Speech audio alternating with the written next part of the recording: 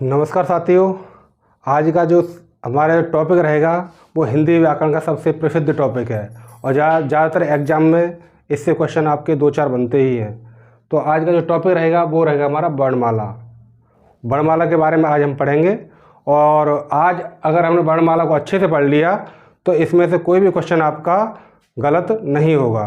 तो देख लेते हैं वर्णमाला होती क्या चीज़ है। तो वर्णमाला क्या है? वर्णमाला है वर्णों का व्यवस्थित समूह, है ना।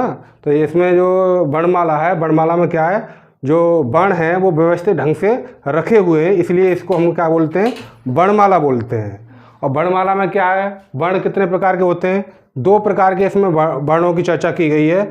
इसमें एक है हमारा स्वर और दूसरा है हमारा व्यंजन। अब हम जान लेते हैं, देखो जान लेते हैं इसमें, देख लो।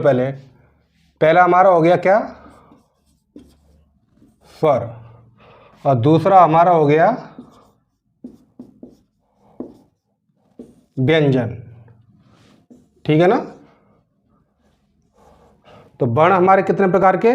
2 प्रकार के, स्वर और व्यंजन। तो देख लीजिए, स्वर किसे कहते हैं और व्यंजन किसे कहते हैं, इसको भी हमें जानने की आवश्यकता है। भाई स्वर किसे कहते हैं?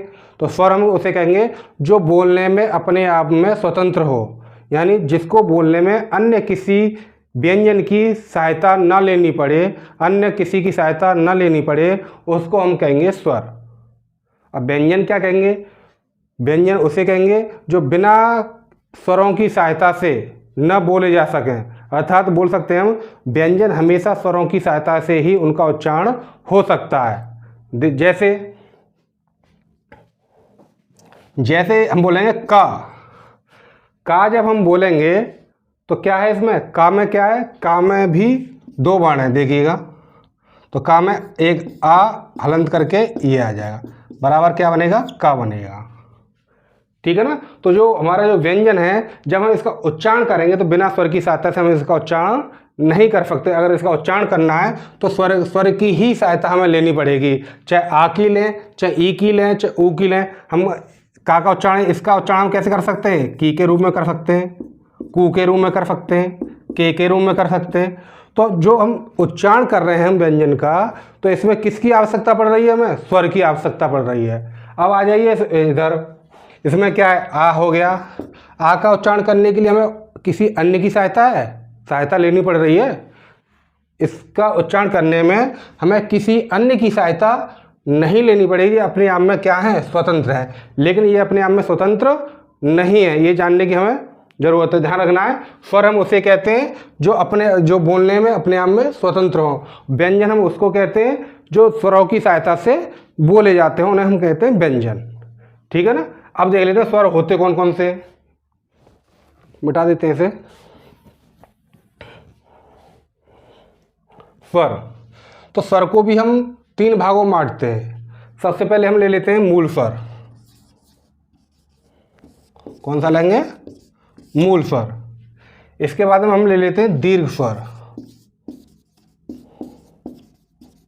ठीक है ना। इसके बाद में एक और ले लेते हैं हम प्लुत। बताते हैं इसके बारे में क्या है। ठीक है ना। ठीक है, देखिएगा। तो स्वर का विभाजन हमने 3 भागों में कर लिया, मूल स्वर, दीर्घ स्वर और प्लुत स्वर। अब जान लेते हैं मूल क्या होता है। मूल का मतलब ये होता है जो किसी अन्य की सहायता से न बना हो, उसे हम कहेंगे मूल। ठीक है ना। तो हमारे जो मूल स्वर हैं वो क्या हैं? आ, ई, ऊ और री। ठीक है ना। तो ये स्वर जो हैं अपने आप में क्या है? मूल हैं, जो किसी अन्य की सहायता से नहीं बने। बाकी के जो स्वर होंगे इन्हीं मूल की सहायता से ही बनेंगे। देख लीजिए दीर्घ में कौन कौन से आ रहे हैं। दीर्घ का मतलब होता है बड़ा। दीर्घ का मतलब क्या होता है? बड़ा। और मूल का, या इसे हम कह सकते हैं ह्रस्व स्वर भी कह सकते हैं। क्या कह सकते हैं इसे? ह्रस्व स्वर। अगर आपसे पूछे ह्रस्व स्वर कितने हैं तो आपको 4 बताने, मूल स्वर कितने हैं तो आपको कितने बताने हैं? 4 बताने हैं। ठीक है ना। तो ऐसे आ जाइए दीर्घ स्वर। दीर्घ में क्या आ जाएगा? अब इसके अलावा जो भी हमारे स्वर बचेंगे वो सारे के सारे किस में आ जाएंगे? दीर्घ में आ जाएंगे। तो देख लीजिए दीर्घ में कौन कौन से आ रहे हैं? बड़ा आ, बड़ी ई, बड़ा ऊ, ए, ओ, आई और औ। ठीक है ना। तो मूल में हमारे कितने आ गए, या ह्रस्व में हमारे कितने आ गए, 4, और दीर्घ में कितने आ गए हमारे, 7। अब जान लेते हैं, हमने बोला कि इन स्वरों से ही अन्य स्वरों का निर्माण होगा। तो देख लेते हैं निर्माण हुआ कैसे इनका, ये जान लेते हैं हम। देखिएगा, आ हमारा आया पहला, आ हमारा बना कैसे, देख लेते हैं। तो आ हमारा बनेगा आ प्लस आ बराबर बड़ा, मूल स्वर है ना। तो मूल स्वर से ही हमारा दीर्घ बन रहा है। ठीक है ना। अब आ जाओ ई हमारी कैसे बनेगी, ई प्लस ई बराबर बड़ी। ऊ कैसे बनेगा, ऊ प्लस ऊ बराबर बड़ा ऊ। ए कैसे बनेगा, तो आ प्लस ई बराबर ए, है ना। ओ कैसे बनेगा, आ प्लस ऊ बराबर ओ। ठीक है ना।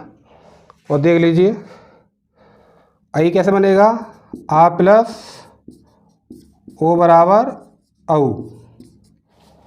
आई कैसे बनेगा, आ प्लस ए बराबर आई। तो आपने देख लिए होंगे कि जो हमारे दीर्घ स्वर हैं वो किससे बन रहे हैं, मूल स्वरों से बन रहे हैं। मूल स्वर जो हमारे 4 हैं, आ ई उ और री, है ना। इन 3 से ही हमारे क्या है, ये इनका 7 जो स्वर हैं वो इन 3 की सहायता से ही इनका निर्माण हुआ है। एक चीज़ और हम इसमें देख लेते हैं, दीर्घ स्वर में आपसे पूछेगा दीर्घ स्वर कितने, तो आपको बताना है हमारे दीर्घ स्वर कितने, 7 हैं। इसमें से एक क्वेश्चन और बन जाता है आपका, ज़्यादातर पूछ लेता है इसमें से कि संधि स्वर कौन से। तो संधि स्वर भी हमें ध्यान रखना है, संधि स्वर हमारे कितने, ये 4 हैं। ठीक है ना। ए, ओ, आई और औ, ये कैसे स्वर हैं हमारे, संधि स्वर हैं। तो हम यहाँ लिख देते हैं, ये कैसे स्वर हैं हमारे, संधि स्वर। ध्यान रखना, अगर आपसे पूछे दीर्घ स्वर कितने, तो 7। अगर आप पूछे संधि स्वर कितने, तो आपको बताने हैं 4। और संधि स्वर क्यों कहते हैं इनको, क्योंकि ये जो है संधि के द्वारा इनका निर्माण होता है। देख लीजिए, आ प्लस ई गुण हो गया, आ प्लस उ गुण हो गया, गुण संधि है ना हमारी। तो गुण संधि हमारी हो गई। ठीक है ना। आ प्लस ओ औ हो गया, आ प्लस ए, इनका जो निर्माण हो रहा है वो किससे हो रहा है, संधि से हो रहा है। इसलिए इन 4 को हम क्या कहते हैं, संधि स्वर कहते हैं। और इन पूरे को हम क्या बोलेंगे, दीर्घ स्वर बोलेंगे। इनको हम क्या बोलेंगे, मूल स्वर बोलेंगे या ह्रस्व स्वर बोलेंगे। आपसे पूछ ले ह्रस्व स्वर कितने, ये भी 4, मूल स्वर कितने, 4, दीर्घ स्वर कितने, 7, और संधि स्वर कितने, 4। ठीक है ना, याद रहेगा। अब आ जाओ दूसरा हमारा प्लुत। अब प्लुत का अलग से तो कोई स्वर होता नहीं है, इसका एक चिन्ह होता है। उच्चारण के आधार पर इसका एक विभाजन किया गया है, मात्रा के आधार पर। जैसे हमने बोला आ बोलेंगे, जैसे हमने बोला आ, है ना। इसके बाद में बोला हमने बड़ा आ, जैसे इसका उच्चारण बोला आ, इसका बोलेंगे आ। और इसके बाद में देर तक जिस स्वर का हम उच्चारण करते हैं तो वही हमारा क्या हो जाता है, प्लुत हो जाता है। अब प्लुत का चिन्ह होता है हमारा ये वाला। ठीक है ना। अगर ये चिन्ह जिस स्वर के पीछे लगा हो तो उस स्वर को हमें कैसे बोलना है, देर तक बोलना है। इसका ज़्यादातर हम प्रयोग करते हैं, जैसे हम जब वगैरह करते हैं या ओम का उच्चारण करते हैं। तो ओम हमारा एक शब्द है, देखिए ओम आपने ऐसे देखा हुआ लिखा हुआ है ना। तो ये क्या है ना, ये कोई स्वर नहीं है, ये क्या है, ये प्लुत का निशान है। इसका संकेत यही है कि जो इससे पहले जो हमारा स्वर है वो हमें कैसे बोलना है, देर तक बोलना है। ठीक है ना। तो इसका ओ का हमें उच्चारण जो करना है, हमें देर तक करना। ओ बोलते हैं ना, ओम का जब उच्चारण करते हैं तो ओ को हम क्या करते हैं, देर तक बोलते हैं। ठीक है ना। तो अगर आपको ऐसा चिन्ह अगर आपको दिख जाए किसी स्वर के पीछे, तो समझ जाइए वो वाला स्वर हमें कैसे बोलना है, देर तक बोलना है। अब इसका प्रयोग ज़्यादातर कहाँ होता है, ये तो गानों में होता है। कोई स्वर होता है जो देर तक बोला जाता है ना। रोने में इसका उच्चारण होता है, इसका प्रयोग जो हम करते हैं, है ना। किसी को हम दूर से बुला रहे हैं, अरे, उच्चारण जैसे हमने किया तो ये भी इसमें क्या आ जाएगा, प्लुत हो जाएगा, है ना। यानी हम कह सकते हैं अगर हम किसी स्वर का हम उच्चारण देर तक करते हैं तो वो यानी कि वो क्या हो जाएगा, प्लुत हो जाएगा। ठीक है ना। तो जो छोटा जो मूल स्वर होता है इसकी 1 मात्रा मानी जाती है, दीर्घ होता है उसकी 2 मात्रा मानी जाती है, और जो प्लुत होता है यानी देर तक जिसका उच्चारण किया जाता है उसकी मात्रा 3 मानी जाती है। तो स्वर आपके देख लिए, स्वर हमारे स्वरों की जो संख्या है हमारी वो कितनी हो गई, मूल स्वर कितने, 4, दीर्घ स्वर कितने 7, तो टोटल हमारे स्वर कितने हो गए 11। ठीक है ना। कोई कोई 13 स्वर भी बताते हैं, उसमें क्या है अयोग वाह को हम स्वर में जोड़ देते हैं, है ना, लेकिन अयोग वाह अलग है। ठीक है, वो स्वर में काउंट नहीं होंगे, तो अयोग वाह को हम बाद में बता देंगे। पहले आपने स्वर देख लिया, मूल स्वर और दीर्घ स्वर। ठीक है ना, तो 4 और 7 तो कितने हो गए 11। ठीक है ना। अब हम देख लेते हैं व्यंजन, इसको मिटा देते हैं थोड़ा सा। अब हमने बता दिया आपको कि व्यंजन किसे कहते हैं, यानी जो स्वरों की सहायता से बोले जाएं या जो स्वरों बिना स्वरों की सहायता से जिनका उच्चारण ना किया जा सके उन्हें हम बोलेंगे व्यंजन। तो व्यंजन का भी हम विभाजन कर लेंगे, जैसे हमने स्वर का विभाजन किया मूल स्वर, दीर्घ स्वर और प्लुत। ठीक है ना, वैसे ही हम व्यंजन का भी कर लेंगे। तो सबसे पहले हम विभाजन करेंगे, कौन कौन से होते हैं। एक हो गया हमारा स्पर्श व्यंजन, कौन सा हो गया स्पर्श व्यंजन, याद रखना है। तो स्पर्श व्यंजन एक पहला हमारा विभाजन हो गया, तो इसको हम देख लेते हैं पहले स्पर्श व्यंजन में कौन कौन से आते हैं, है ना। पूछ लेता है निम्नलिखित में से कौन सा स्पर्श व्यंजन है, तो हमें जानकारी होनी चाहिए कि स्पर्श व्यंजन में कौन कौन से वर्ण हमारे आ रहे हैं। तो देख लीजिएगा, तो इसमें कौन वर्ग आएंगे। वर्ग हमारे हमने बताया था, वर्ग जो होते हैं वर्णमाला में कितने कितने वर्ग हैं 5, क वर्ग, च वर्ग, ट वर्ग, त वर्ग और प वर्ग। लिख लेते हैं क वर्ग, च वर्ग, ट वर्ग, त वर्ग और प वर्ग। ध्यान रखना है, वर्ग हमारे कितने 5, क वर्ग, च वर्ग, ट वर्ग, त वर्ग और प वर्ग। और प्रत्येक वर्ग में अक्षर कितने 5। तो देख सकते हैं क वर्ग में कौन कौन से, क, ख, ग, घ, न। च वर्ग में च, छ, ज, झ, य। ट वर्ग में ट, ठ, ड, ढ, ण। त वर्ग में त, थ, द, ध, न। प वर्ग में प, फ, ब, भ और म। ये जो 5 वर्ग हैं, 5 वर्ग हमारे किस में आ जाएंगे स्पर्श व्यंजन में आ जाएंगे। दूसरा क्वेश्चन आपसे पूछ लेता है कि स्पर्श व्यंजनों की संख्या कितनी है, तो आपको ध्यान रखना है स्पर्श व्यंजन हमारे कितने 25।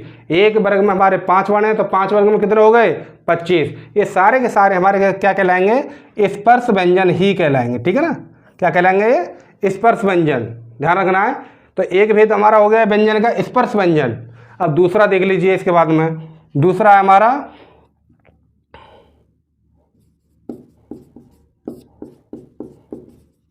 अंतस्थ। ठीक है ना, दूसरा हमारा क्या है अंतस्थ, और तीसरा क्या है ऊष्म व्यंजन। क्या है अंतस्थ व्यंजन। ठीक है ना, तो पहला भेद हो गया हमारा स्पर्श व्यंजन, हमने अच्छे से पढ़ लिए। इसके बाद अंतस्थ व्यंजन हम जान लेते हैं अंतस्थ व्यंजन क्या होता है। अंतस्थ व्यंजन की जो संख्या होती है वो होती है 4। देख लेते हैं कौन कौन से हैं, य, व, र और ल। अंतस्थ व्यंजन मतलब, अंतस्थ का मतलब क्या है, अंतस्थ का मतलब होता है बीच में। अंतस्थ का मतलब क्या होता है बीच में। अब हमें देखना है बीच में मतलब किसके बीच में है, तो हम कह सकते हैं स्पर्श व्यंजन और ऊष्म व्यंजन के बीच में जो वर्ण हैं उनको हम बोलेंगे अंतस्थ व्यंजन। तो स्पर्श व्यंजन और ऊष्म व्यंजन के बीच में ही हमारे ये 4 वर्ण आते हैं, इसलिए इनका जो नाम रखा है वो क्या रखा है अंतस्थ। क्या रखा है अंतस्थ। ठीक है ना। एक चीज़ और हमें इसमें ध्यान देनी है अंतस्थ व्यंजन में, इसमें या और बा, क्या या और बा दोनों को हम अर्ध स्वर के नाम से भी जानते हैं। किस नाम, ठीक है ना, इनको हम क्या कहते हैं अर्ध स्वर भी बोलते हैं। अर्ध स्वर क्यों बोलते हैं, क्योंकि या और बा ऐसे व्यंजन हैं जो स्वरों के स्थान पर आते हैं। जैसे हम देख लेते हैं जहाँ हमारी संधि होती है तो वहाँ जैसे ई के स्थान पर क्या आ जाता है या आ जाता है, ऊ के स्थान पर क्या आ जाता है वा आ जाता है। ठीक है ना, तो ऐसे मात्र यही व्यंजन हैं जो स्वरों के स्थान पर आ जाते हैं, इसलिए इनका नाम क्या रख दिया अर्ध स्वर भी बोलते हैं इनको। ठीक है ना, जैसे हम संधि की हमने प्रत्येक, तो प्रति धन एक, तो इसमें जो ए है ना, ई है, ई के स्थान पर क्या आ जाएगा, जैसे प्रति धन एक, तो इसका क्या बन जाता है, प्रत्येक, क्या बन जाता है, प्रत्येक। तो या जो आया हमारा वो किसके स्थान पर आया, ई के स्थान पर आया, ठीक है ना। तो इसीलिए या और बा दोनों ही स्वरों के स्थान पर आते हैं, ई के स्थान पर या आता है और ऊ के स्थान पर बा आता है, इसलिए हम इनको अर्ध स्वर कहते हैं, ठीक है ना।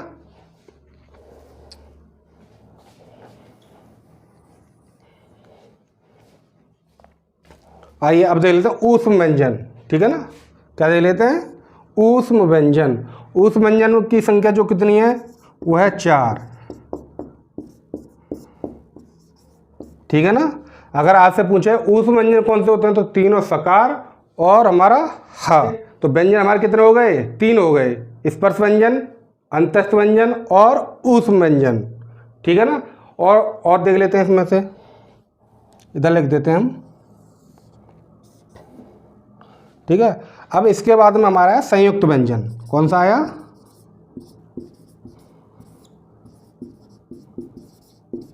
संयुक्त व्यंजन। अब संयुक्त व्यंजन और हम जान लेते हैं संयुक्त व्यंजन है क्या। संयुक्त व्यंजन उसे कहते हैं जो 2 व्यंजनों से मिलकर के बना है, उसे हम क्या बोलेंगे, संयुक्त व्यंजन बोलेंगे। जैसे संयुक्त व्यंजन की जो संख्या है वर्णमाला में कितनी है, ख, त्र, ज्ञ और एक, इसको भी माना गया है, ठीक है। अगर आपसे पूछे संयुक्त व्यंजन कितने, 4, स्पर्श व्यंजन कितने, 25, अंतस्थ व्यंजन कितने, 4, ऊष्म व्यंजन कितने, 4, मूल स्वर कितने, 4, दीर्घ स्वर कितने, 7, संधि स्वर कितने, 4। तो हमें इनकी संख्या हमें पता होनी चाहिए। तो देख लीजिए इनका संयुक्त व्यंजन है, और हमने बोला संयुक्त व्यंजन में कितने व्यंजन होते हैं, 2। तो प्रत्येक में 2-2 व्यंजन हैं, इसलिए इनको हम क्या बोलेंगे, संयुक्त व्यंजन बोलेंगे। देखो करके देख लेते हैं इसको। इसमें क्या रहेगा, का प्लस सा, या तो ऐसे कर दें, दूसरा हमारा हो जाएगा इसे हंद लगा करके आ, अगर इसको हम मिलाएंगे तो क्या बन जाएगा, ये बन जाएगा, ठीक है ना। दूसरा इसका अगर चाहें तो हम ऐसे भी हम इसका लिख सकते हैं, ठीक है ना, क्योंकि अब इसमें ही हमारा ये वाला आ है, ऐसे भी इसका विच्छेद हो जाएगा और ऐसे भी इसका विच्छेद हो जाएगा, ठीक है। अलग अलग ऐसे भी हम कर सकते हैं। वैसे हम कर लें त्रा का देख लीजिए, त्रा में क्या है, ता आधा रहेगा, रा पूरा रहेगा। हमने बोला कि बिना स्वरों की सहायता से नहीं बोला जाता, तो प्रत्येक व्यंजन में क्या है, आ भी है, ठीक है ना।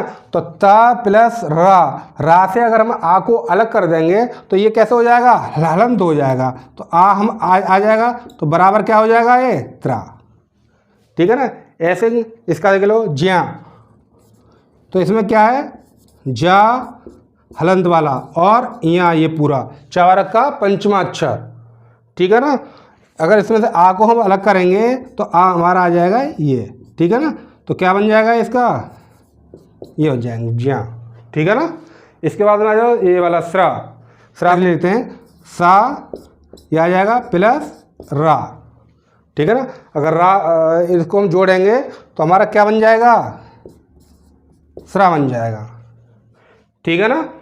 तो जो हमारे संयुक्त व्यंजन हैं उनकी संख्या कितनी है, 4, और चारों जो व्यंजन जो संयुक्त व्यंजन हैं वो 2-2 व्यंजनों की सहायता से मिलकर के बने हैं, इसलिए इनको हम क्या कहते हैं, संयुक्त व्यंजन बोलते हैं। ध्यान रखना, इनमें से आपसे क्वेश्चन पूछ लेता है कि इसमें कौन कौन से वर्ण हैं, त्रा में कौन कौन से वर्ण हैं, ज्ञा में कौन कौन से, श्रा में कौन कौन से। तो हमें ध्यान रखना है कि क्ष क्या ये कैसे बना, ये कौन कौन से वर्णों से मिलकर बना, ज्ञा कैसे बना और श्रा कैसे बना, ठीक है ना।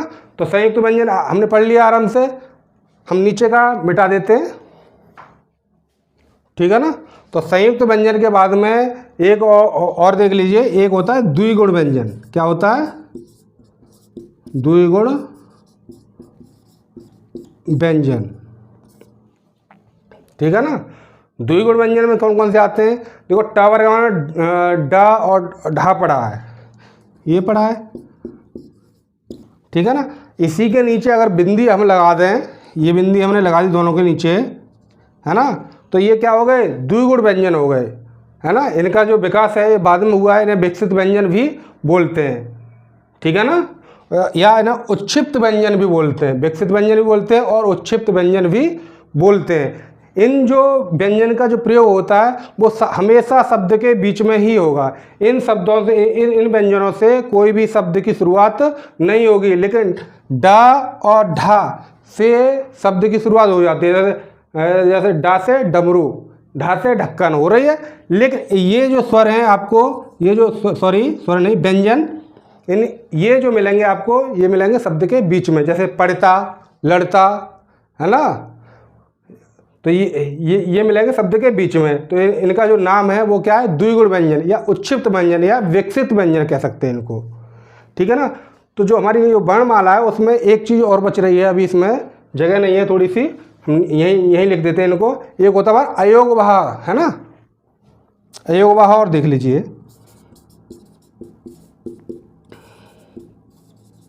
अयोगवाह, है ना। तो अयोगवाह में हमारे दो आते हैं, एक अनुस्वार आता है और एक आता है विसर्ग, अनुस्वार और विसर्ग। तो देख लीजिए अनुस्वार आ जाएगा और हमारा आ जाएगा विसर्ग। इनको हम क्या बोलते हैं, अयोगवाह बोलते हैं, ठीक है ना। अनुस्वार और विसर्ग को हम क्या बोलेंगे, अयोगवाह, ध्यान रखना है।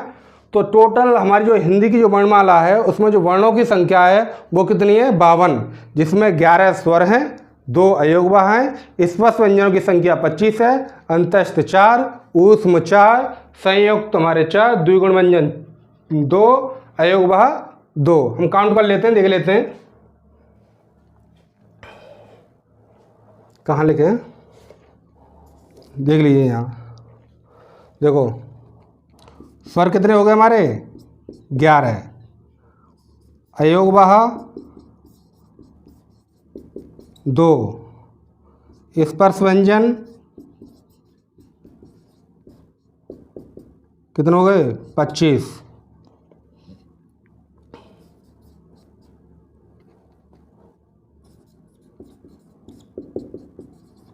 अंतस्थ 4,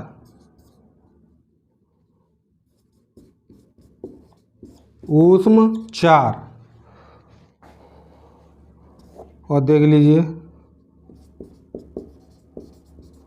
संयुक्त व्यंजन 4 और द्विगुण व्यंजन 2।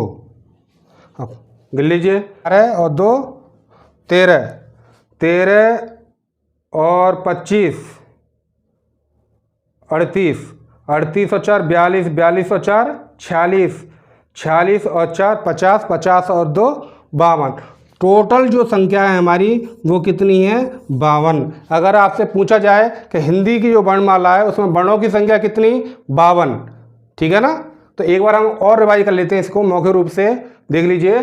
स्वर जो वर्णमाला है हमने कितने भागों में बांटी, 2 भागों में, स्वर और व्यंजन।